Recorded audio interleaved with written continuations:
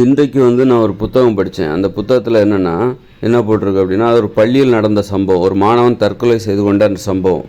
அதற்கு என்ன காரணமாக இருக்கிறதுனா, ஒரு மாணவன் ஒரு சக மாணவியிடம் தன்னுடன் படிக்கிற இன்னொரு மாணவியோட பேசிக்கிட்டு இருந்திருக்கிறான். ஆனால் அதை பார்த்துட்டு யாரோ தலைமை ஆசிரியர்கிட்ட போய் சொல்லி கொடுத்துருக்காங்க. யாரோ இன்னொரு மாணவிகளில் யாரோ ஒருத்தர் போய் சொல்லி கொடுத்துருக்காங்க, இந்த மாதிரி அந்த பையன் அந்த பொண்ணோட பேசிக்கிட்டு இருக்கிறான் அப்படின்னு சொல்லி கொடுத்துருவோம். தலைமை ஆசிரியர் என்ன பண்ணியிருக்காரு, அந்த பையனை அடித்து ஒழுங்காக விசாரிக்காமலேயே அடித்து அவமானப்படுத்தி வீட்டுக்கு அனுப்பிச்சிருக்காங்க. வீட்டுக்கு அனுப்பிச்சி அம்மா அப்பாவை கூட்டிகிட்டு வா அப்படின்னு சொல்லிட்டு. அப்புறம் அந்த பையன் வீட்டுக்கு போயிட்டு அம்மா அப்பாவை கூட்டிகிட்டு வந்திருக்கான். அப்போவும் அந்த தலைமை ஆசிரியர் அந்த மாணவரையோ அல்லது சரியாக விசாரிக்காமல் அந்த அம்மாவையும் திட்டி அவமானப்படுத்தி, உங்கள் பையனை கூட்டிகிட்டு போங்க வீட்டுக்கு, இனிமேல் உங்கள் பையனை நான் சேர்க்க மாட்டோம் அப்படின்னு சொல்லியிருக்காங்க. ஆனால் அந்த பையன் ரொம்ப பொறுப்பான பையன், ரொம்ப நல்ல பையன் அப்படின்னு தான் எல்லாருமே சொல்கிறாங்க. பெற்றோர்களுக்கு மிகவும் உதவியாக இருக்கக்கூடிய பையன்.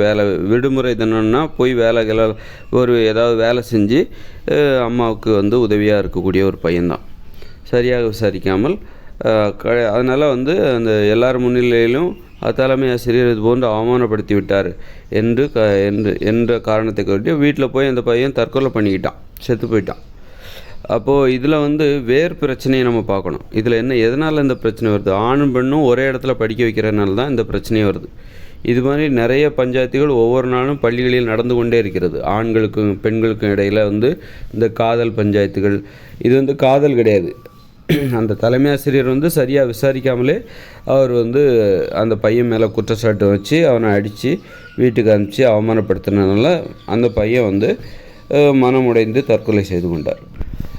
இந்த மாதிரியான பிரச்சனைகளுக்கு எப்போ வாய்ப்பே இல்லாத ஒரு சூழலை நாம் உருவாக்கணும்.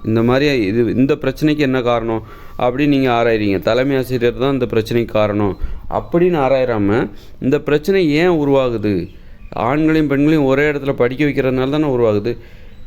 இதுக்கு நீங்கள் தலைமை ஆசிரியர் தான் காரணம், இல்லை அந்த மாணவர் தான் காரணம்னு காரணத்தை கண்டுபிடிச்சிட்டா இந்த பிரச்சனை முடிஞ்சு போயிடுமா?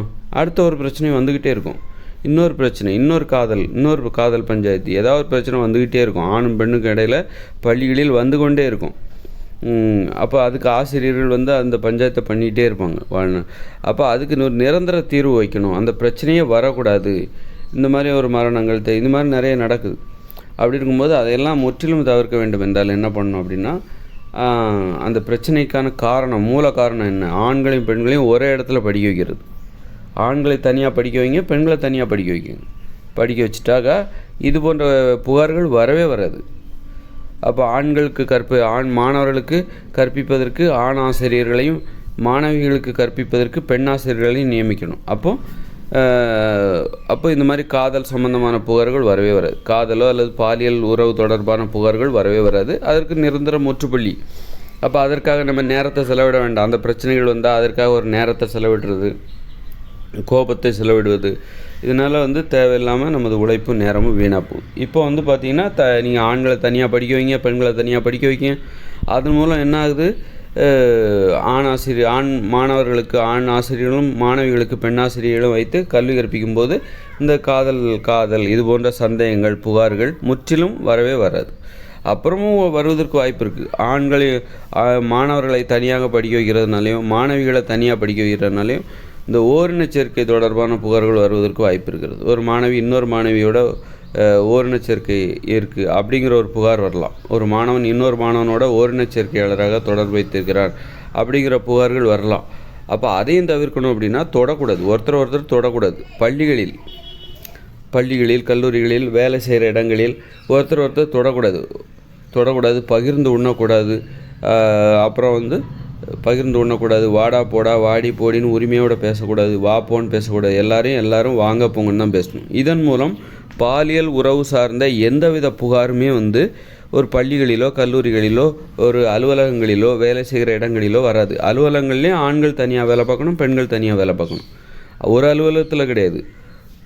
பெண்கள் வேலை பார்க்குற அலுவலகம் தனியாக இயங்க வேண்டும். ஆண்களையும் பெண்களையும் ஒரே அலுவலகத்தில் வேலையை செய்யக்கூடாது. ஆண்கள் தனி தொழில் நிறுவனங்களில் வேலை பார்க்க வேண்டும், பெண்கள் தனி தொழில் நிறுவனங்களில் வேலை பார்க்க வேண்டும். அப்போ பாலியல் ஒருத்தர் தொடக்கூடாது, பகிர்ந்து உண்ணக்கூடாது. பகிர்ந்து உண்டாக்க உறவுமுறை ஏற்படும், அன்பு பாசம் விசுவாசம் தானாகவே ஏற்படும். அதனால் வந்து இந்த மாதிரி ஒரு நிரந்தர கட்டுப்பாடு, ஒரு பிரச்சனைகளுக்கு நிரந்தர தீர்வை தேடி போகணும் என்றைக்குமே.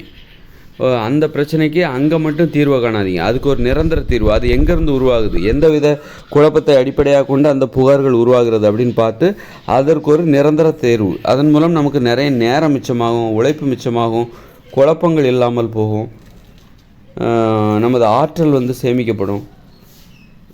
இந்த மாதிரி மரணங்கள், இந்த மாணவன் தற்கொலை செய்து கொண்டது போன்று இது போன்று நிறைய மரணங்கள் பல்வேறு காலகட்டங்களில் அங்கங்கே நடந்திருக்கும்.